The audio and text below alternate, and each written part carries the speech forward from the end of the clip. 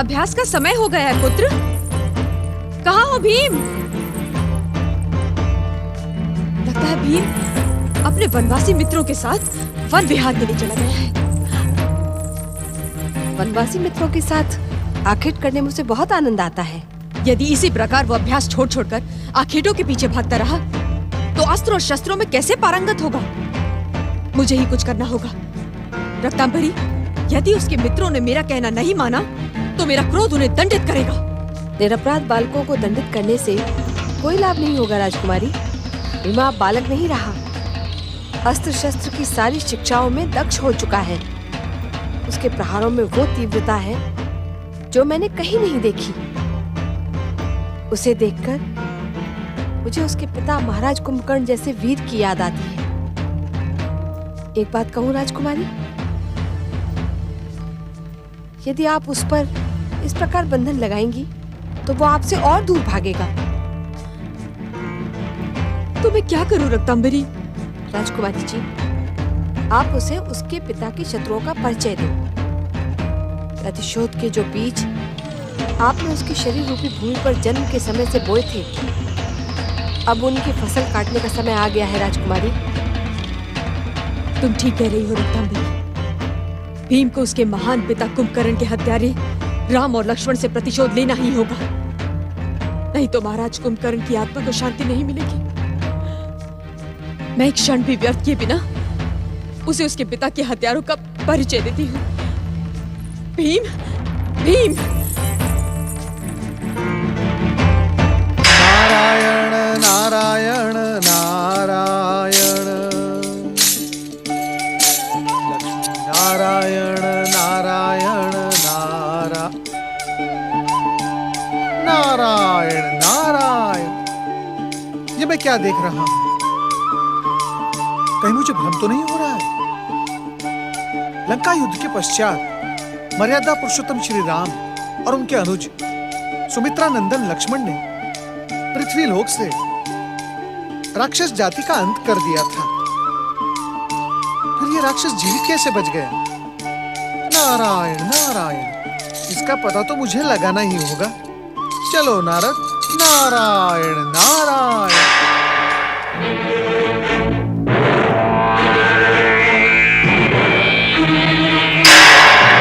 नारायण नारायण।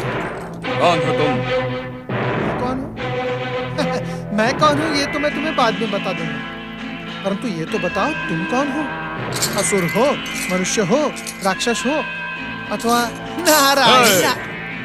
तुम्हें दिख नहीं रहा मैं कौन हूँ? दिख तो रहा है परंतु विश्वास नहीं हो रहा है। हो अथवा ना हो, मुझे तुम्हारे विश्वास से कुछ लेना देना नहीं है। तुम्हारे कारण मेरा लक्ष्य चूक गया। अब मैं तुम्हें दंडित करता हूँ। शिव शिव शिव शिव शिव शिव शिव शिव शिव। कृपया ऐसा न करें। इतना उत्तेजित होना स्वास्थ्य के लिए हानिकारक होता है। यदि मेरे कारण तुम्हारा लक्ष्य चूक गया है तो मैं तुमसे क्षमा मांगता हूँ, परंतु ये तो बताओ तुम हो कौन? और ना कहूँ तो? नारायण नारायण, तो फिर मुझे किसी और से पूछना होगा। अब तुम्हारा परिचय जाने बिना मेरे इस भटकते हुए मन को शांति नहीं मिलेगी। तुम जैसे बिन बुलाए अतिथियों का मन अशांत रहना ही उचित है। तुम चाहे कुछ भी कर लो, मैं तुम्हें अपना परिचय नहीं दूंगा। नारायण नारायण, इतनी क्षमा याचना करने के पश्चात भी इतना रोष? अरे भाई, मैं तुम्हारा हितैषी हूँ, हितैषी, शुभचिंतक। किंतु मैं कैसे मान लूं कि तुम मेरे हितैषी हो, शुभचिंतक हो? नारायण नारायण, यदि मैं तुम्हारा शुभचिंतक ना होता तो मैं तुम्हारे समीप ही ना आता। मैं तो केवल तुम्हारा परिचय जानना चाहता हूँ भैया। पर मैं तुम्हें अपना परिचय नहीं दे सकता, क्योंकि मैं स्वयं नहीं जानता मैं कौन हूँ। नारायण नारायण, पहली बार ऐसा विचित्र जीव मैं देख रहा हूँ जो जीवित होने के पश्चात भी अपना परिचय नहीं जानता। भैया, फिर तुम्हारा परिचय कौन जानता है? मेरी माता जानती होगी। जाकर उसी से पूछ लो और मुझे आखेट करने दो। कितनी कठिनाई से माता से आंख बचाकर आखेट के लिए निकला था और तुमने मेरा समय व्यर्थ कर दिया। हाँ! नारायण नारायण, अब इसकी माता के पास जाने से कोई लाभ नहीं होगा नारद। वो भी मुझे इसी के समान भ्रमित कर देगी। शिव शिव शिव शिव शिव शिव शिव। फिर इसके जन्म का कारण जानने के लिए अब हम परमपिता ब्रह्मा जी के पास चलते हैं। नारायण नारायण।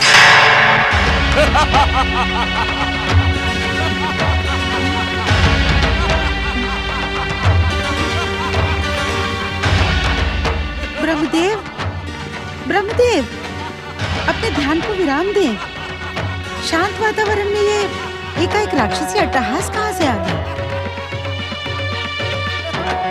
पृथ्वी से आते इस अट्टहास को सुनकर देवी सरस्वती को चकित होता देख मुझे आश्चर्य हो रहा है। ये आप क्या कह रहे हैं ब्रह्मदेव? देवी सरस्वती, तुम भली भांति जानती हो कि संसार में वही होता है जो संसार के नियंता और इस संसार को गति देने वाले आशुतोष भगवान शिव की इच्छा होती है। यह अट्टहास का स्वर्ग एकाएक नहीं आया है।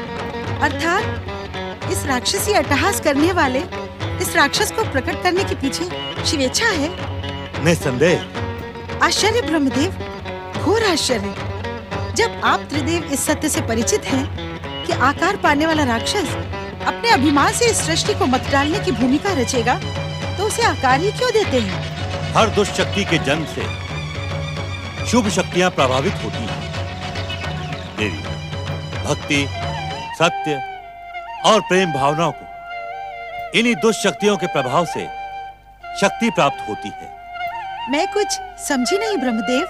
देवी, हम त्रिदेवों की सहमति और इच्छा से ही पृथ्वीलोक तक पहुंचने वाली दुष्ट शक्तियां इन पृथ्वीवासियों के धैर्य की परीक्षा लेती हैं। किस प्रकार? देवी, पाप के समान दुष्ट शक्तियों का प्रभाव भी शीघ्रता से बढ़ता है।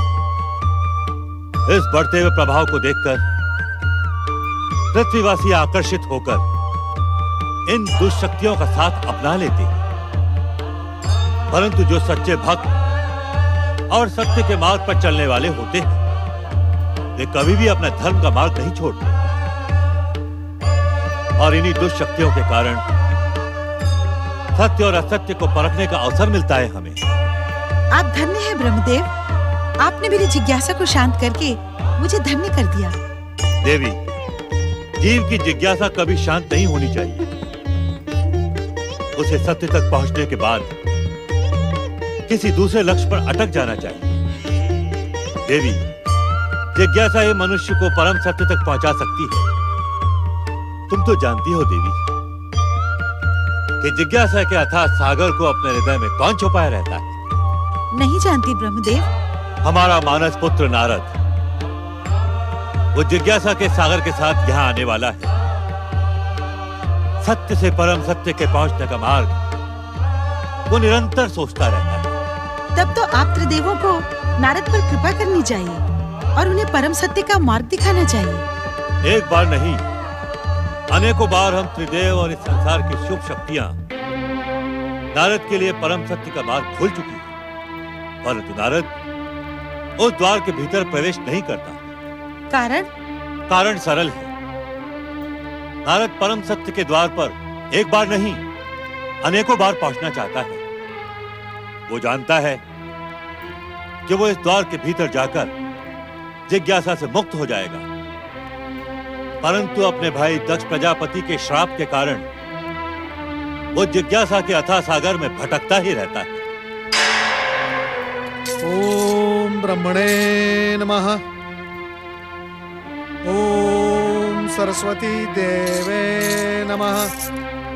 नारद, आज तुम मुझसे कुछ पूछो, उससे पहले मैं तुमसे एक प्रश्न करना चाहता हूं।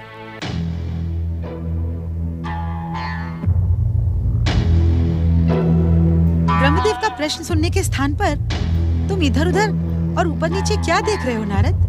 नारायण नारायण। माता, मैं ये विचार कर रहा हूँ, कहीं आज सूर्य पश्चिम की ओर से तो उदय नहीं हुआ है। नारायण नारायण। परमपिता, आज आप ये उल्टी गंगा क्यों बहा रहे हैं? इस संसार के प्रत्येक प्रश्न और प्रत्येक रहस्य को जन्म देने वाले आप हैं। आप स्वयं प्रश्न हैं और आप ही उत्तर हैं। फिर आज आप मुझसे प्रश्न क्यों पूछ रहे हैं? नारायण नारायण। नारद, मेरा प्रश्न संसार से नहीं, तुम्हारे स्वभाव से संबंधित है। तुम मुझे ये बताओ, कल जो होने वाला है उसे जानने के लिए आज तुम आतुर क्यों रहते हो? जो घट रहा है उसे देखकर तुम संतोष क्यों नहीं कर लेते? नारायण नारायण। क्या करूं परमपिता, कभी कभी कुछ घटनाएं ऐसी घट जाती हैं कि संतोष करना असंभव हो जाता है। आज ही की बात सुनिए। आज मैं आकाश मार्ग से नारायण नारायण का गान गाते हुए शांति से चला जा रहा था। तभी मुझे वन में वो राक्षस दिखाई पड़ गया। मैं तो चकित हो गया ना परमपिता। क्यों? राक्षस को देखकर चकित होने की क्या आवश्यकता है? नारायण नारायण। परमपिता, मैंने तो यही सुना था कि सुमित्रा नंदन लक्ष्मण जी ने लंका विजय के पश्चात पृथ्वी से राक्षस जाति का अंत कर दिया था। फिर ये राक्षस जीवित कैसे बच गया? शेषनाग के अवतार लक्ष्मण जी का प्रण केवल उन्हीं राक्षसों के लिए था जो पृथ्वीवासियों पर अत्याचार कर रहे थे। एक बात और है नारद, कि जिस समय लक्ष्मण जी अपने प्रण के अनुसार राक्षस जाति का संहार कर रहे थे, उस समय भीमासुर अपनी माता के गर्भ में था। नारायण नारायण। भीमासुर? परमपिता, ये भीमासुर कौन है?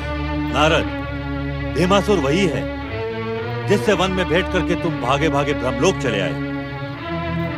और तुम ये जानकर और अधिक चकित हो जाओगे कि भीमासुर लंकेश्वर रावण के छोटे भाई कुंभकर्ण की वीर शक्ति से जन्मा है।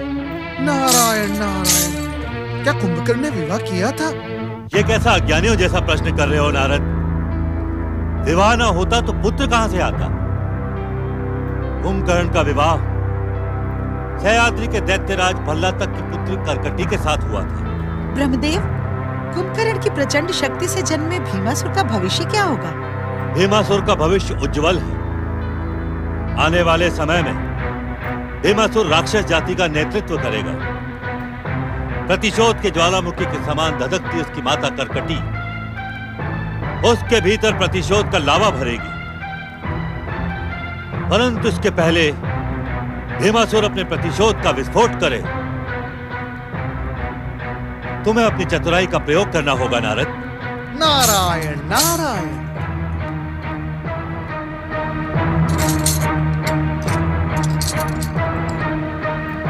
अब आप मुझे आज्ञा दे माता। ओम नमः शिवाय।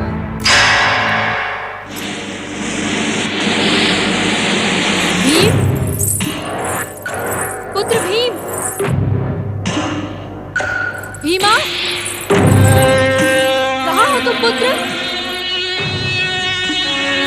भीम,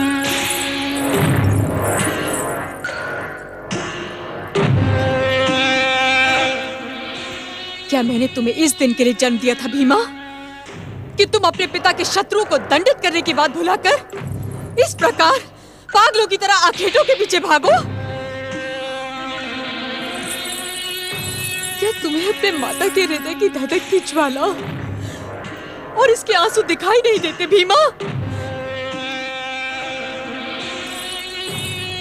मेरी बात का उत्तर दो। तुम्हें मेरी सौगंध है, आंखें मत झुकाओ भीमा। कहो कि तुम अपने पिता के शत्रु को दंडित करना चाहते हो। तुम अपने आनंद के लिए मेरी तपस्या को व्यर्थ करना चाहते हो, मेरी साधना को नष्ट भ्रष्ट करना चाहते हो, मेरे प्रतिशोध को ठोकर मारना चाहते हो भीमा? मेरी समझ में कुछ नहीं आता माता। तुम क्या कह रही हो? किसके लिए कह रही हो? कौन है मेरे पिता का शत्रु? कुमार, यदि आप अपनी माँ की बात धैर्यपूर्वक सुनेंगे तो सब कुछ समझ में आ जाएगा। आप नहीं जानते हैं, यदि आपकी माता आज जीवित है तो केवल इसी साधना के साथ कि एक दिन आप उनके प्रतिशोध को पूरा करेंगे और अपने पिता के हत्यारों को दंडित करेंगे। मैंने बचपन से ही अपनी माता को रोते बिलखते और बात बात पर क्रोध करते हुए देखा है। काकी, माता जिन शत्रुओं के विषय में बात करती रहती है, उनके विषय में उसने मुझे आज तक कुछ नहीं बताया। और यदि आज भी इन्होंने मेरे पिता की हत्या करने वाले शत्रुओं के विषय में मुझे नहीं बताया, तो मैं इनके व्यंग्य बाण सहन करने के स्थान पर यमन छोड़कर चला जाऊंगा। क्या तू वन छोड़कर चला जाएगा? अपनी माता को छोड़कर चला जाएगा तू? मेरे प्रतिशोध को अधूरा छोड़कर चला जाएगा भीमा? हाँ माता, यदि तुमने मेरे पिता के शत्रुओं का नाम नहीं बताया तो सचमुच चला जाऊंगा। तो सुन उनके नाम, वो है अयोध्या के राजा राम, उनका भाई लक्ष्मण और उनका सेवक हनुमान। ये सब तुम्हारे पिता के घोर शत्रु हैं पुत्र। इन्होंने ही तुम्हारे महान पिता कुंभकर्ण का वध किया था। यदि तुमने इन्हें दंडित नहीं किया ना, तो मैं इस पहाड़ी से कूदकर आत्महत्या कर लूंगी पुत्र। नहीं माता, नहीं, इसकी आवश्यकता नहीं पड़ेगी। इसी समय से राम, लक्ष्मण और हनुमान मेरे घोर शत्रु हैं। मैं उन तीनों को जीवित नहीं छोड़ूंगा। अपने महान पिता की हत्या का भयानक दंड दूंगा। सच तो यह है माता, यदि तुमने मुझे पहले ही उनके विषय में बता दिया होता तो अब तक वो यमलोक पहुंच गए होते। भीमा, इस प्रकार उत्तेजित होकर तुम अपने शत्रु को परास्त नहीं कर सकते। माता, क्या तुम्हें अपने दूत पर विश्वास नहीं? क्या तुम्हें अपने पुत्र की शक्ति पर विश्वास नहीं?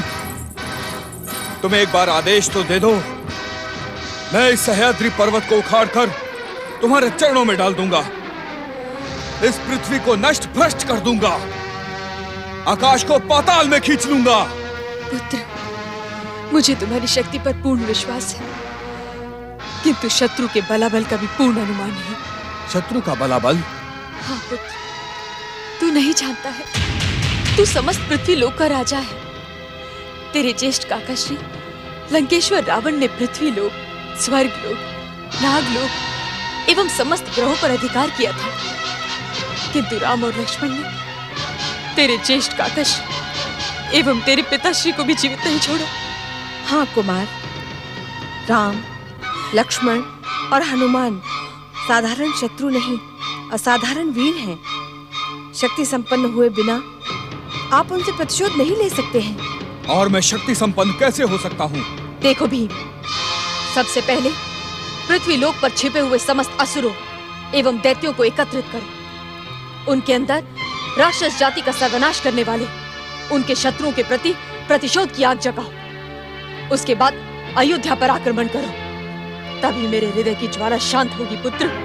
मैं शीघ्र ही राक्षस सेना को एकत्र करके अपने महान पिता कुंभकर्ण की हत्या करने वाले अयोध्या के राजा राम से प्रतिशोध लूंगा। पृथ्वी के राक्षस वीरों, एकत्र हो, एकत्र हो। तुम्हें लंकेश्वर रावण की सौगंध।